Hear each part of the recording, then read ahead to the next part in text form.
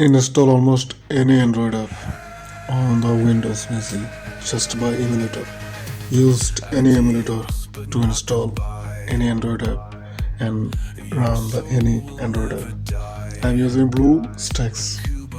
You can find it on the Google. Just search on BlueStack, then you can download it. Before starting the application, you cannot run any Android app without enabling Windows virtualization enable. Let's first enable the Windows virtualization. Enable the boot menu by pressing F9. I'm using HP Windows. Just search on Google what is your boot menu.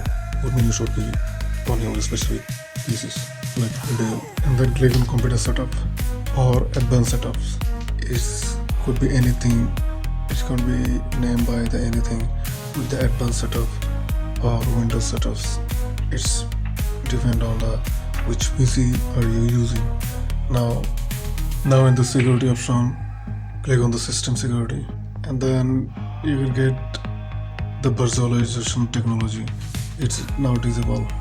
Just tap arrow key and then enable it, and then just F10 to accept, and then just exit, save and exit. Then in the emulator, go to the device manager, media manager.